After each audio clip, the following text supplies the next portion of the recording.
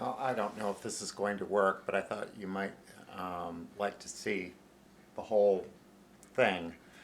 I usually just show the machine, but I'm going to try and get the whole works in the camera here. This is the parlor cabinet from the Singer 66, and right now it's all closed up.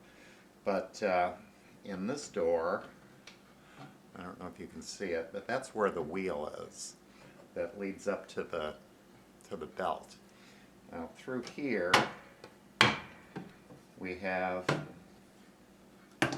there's the treadle pedal, and these cabinets were not really made for a larger person, and a lot of people feel like they're working in a little box here. So the design isn't perfect, but I treadle with one foot, so I'm going to use my right foot to operate that pedal. And I just wanted to show you sort of how that works. I don't know if, and I also do it in my socks, if you can see. So my foot goes onto the pedal, and it goes up and down like this, and that operates the wheel. Now, I don't always have to put my hand on the wheel. Once I get it going, it's not necessary. Some people will use the wheel to start and stop, and I will do that when I'm first pulling my thread up. And there's Teddy who wants to help. So I got my foot on, and I'm ready to bring up my bobbin thread, and I use my hand for that. You would do the same thing on an electric machine. You would start with, bringing that up by hand. I got my thread tangled up. So that part you do just the same. And then the problem with these machines is that they're not, the needle is centered on the cabinet, but not centered on how you would want to sit. Not that the needle isn't centered on the cabinet, the whole machine is. So everything is really over too far to the left. So if you can see down here, my left leg is pushed up against, and I'm afraid it may be hard to see, but anyway, I put instead of having both feet on the pedal, I put my left foot back and under the chair, sort of, and just use my right. So if I tip the pedal, do you see how it'll move that wheel? And I want it to, for a singer, I want it to turn towards me. So I can look up, see which way it's going to turn by which way I press my foot, depending on what cycle it's in. Right now, to get it to start, I need to push my foot back. If I push it forward, it'll go that way, which is the wrong leg. So I turn it the right way. And you see, I didn't have to use, and I can stop it on a stitch. I can make one stitch at a time and do it very slowly if I need to. It all depends on how much I move my foot. So the faster I move my foot, the faster the machine goes. I can easily stop and start. Now this takes practice. The beginning, it's going to feel weird. You're going to not, it takes practice to get. You sort of get this muscle memory thing going on where you don't really have to think about it. And I'm going to get these threads out of the way. They came out really long. So there's the wheel that runs around. Here's the belt. There's another thing here. You don't want this belt to be too super tight. It makes it harder to run when it's too tight. You want it to be tight enough so it's not slipping, but not so tight that it's harder to operate. Um, the other thing that I find with the Singer 66, these machines were designed to carry a spool of thread on the pin, and the machine, then the thread goes across to here, around through the tension mechanism and across. But as the machine works, it's got to pull to get that spool of thread to unwind. So there's always some extra tension on that thread because it's working to get it off the spool. The machine is designed to have that tightness across there as it works.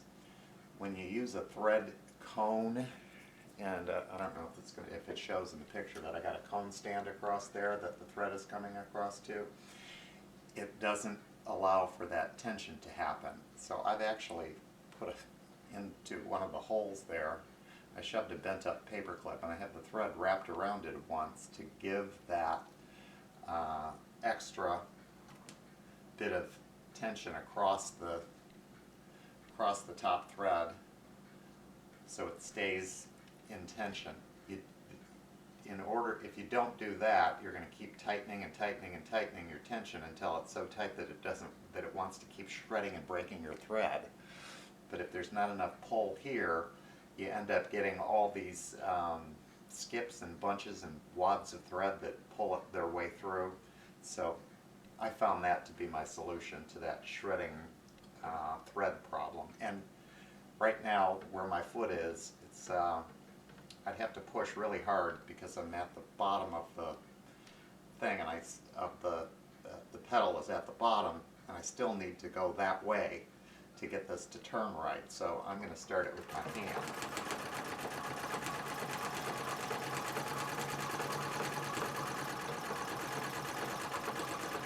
Now, a lot of people say that they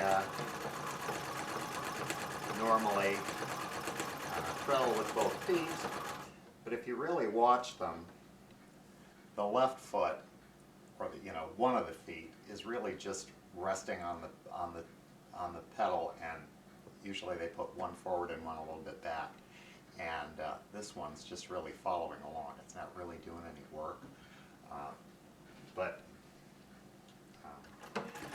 I think the real secret is to just, don't jump right into, if you're new to treadling, don't jump right into trying to do free motion quilting. Practice piecing or just some straight stitching and get that rhythm going so that you can get the feel of how to start and stop. And really, in free motion quilting, the regulation of speed is really the thing that's the most important to learn. And the only way for that to happen is a lot of practice. So I would recommend that. You certainly don't need to start out with a fancy parlor cabinet like this one is. My first treadle was a parlor cabinet because I bought it because I thought it was pretty, but I have several now that are just a plain old set of iron legs and a treadle wheel and a plain top, and they work just as well. Actually, some of them a little better. The parlor cabinet, as I said, is a little bit narrower, and so it's harder to fit under. So it will take a little extra to really get in there. And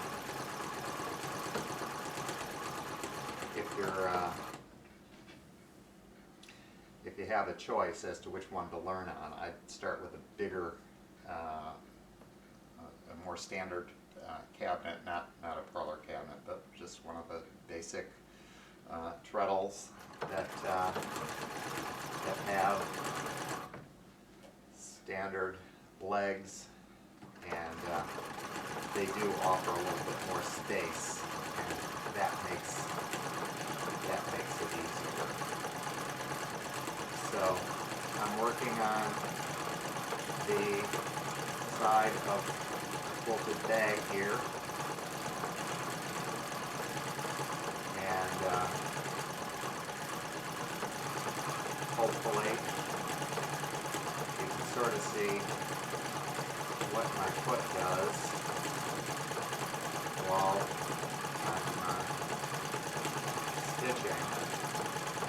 So there's a little bit to think about while you're doing it. You've got to pay attention to what your hands are doing and what your design is looking like. You've got to keep your foot regulating your speed. You've got to keep your hands moving in coordination with your foot so that your stitches turn out the right length. You have to be aware of your machine tension, and definitely when you're starting a new project, take some time to really test your tension with the fabric, batting, and backing that you're going to be, and thread that you're going to be using. You may have to do some adjusting. I spent almost 30 minutes yesterday working on getting my tension just right because I switched from fabric to leather, and that was quite a task. That particular piece really was tough to get it adjusted for, and I should have showed you today how I readjusted it to get it set for this fabric, but regardless, here it goes, and I think you can get the idea of what I'm doing. So starting and stopping takes practice. If you have to, use your hand. You don't need to. Once you get practice, you can start it and stop it with just your foot. And really learn to regulate your speed. And that, if your machine is running hard, if it's hard for you to get that machine to turn with relatively light pressure on your foot, you probably want to go in and make sure that there's no, what happens a lot is bits of thread that you've cut off end up falling down next to the belt, and it will actually wind around the spokes or the main part of the wheel, and that can really clog it up and make it want to turn hard. So you want to be careful not to let your thread bits and things fall in there, and if they do, you're going to have to spend some time trying to pick those all out. Keep that main part greased up good so that it rolls easy, and make sure that the wheel and all the whole machine is well oiled so that it all turns really freely, and you won't have really a lot of problem treadling. And the other thing, that if it's feeling like it's running too hard, your belt is maybe too tight. You know, this has a good bit of slack in it. It doesn't have to be tight, and I also find that there's a reason they made these old belts out of leather. The leather has a nice texture to it that doesn't slip on the wheel. A lot of people use other things to make treadle belts with. I've seen aquarium tubing used. They sell rubber, and there's a couple of companies that make a kind of spring material that's made out of metal that fits in there. I'm not a big fan of those. The metal gets oxidized, and every time you bump your hand into it or your fabric, you get a big black spot on your fabric, and it makes a horrible hissing noise as it goes around the belt. Use a leather belt. They're inexpensive. You can buy them anywhere. Just get on Google and type in treadle belt. You can buy them for $6. And they last for a long time. As you use it, the belt will stretch a little bit because it's leather. It will have a little bit of give to it. At that point, you just are going to take it off, cut a little bit off, and reattach the ends. And the ends get to one here. I'm going to screw up my quilting, but I want to find the end for you to show you. Here it comes. There's the end. I don't know if you can see that, but there's just a little metal clip that you poke a hole in the leather and it goes through, and so you would, if the belt got too loose, you'd probably cut off 1/4 of an inch to, depending on how loose it is, maybe up to 1/2 of an inch, poke a new hole and hook it back together. And it's really easy to do. So anyway, hopefully you could see what my feet were doing, and I notice this door keeps getting in the way. So maybe I'll try it again on a cabinet without a door, but you might not have been able to see my foot, but hopefully you could at least see what my leg was doing. Anyway, happy quilting.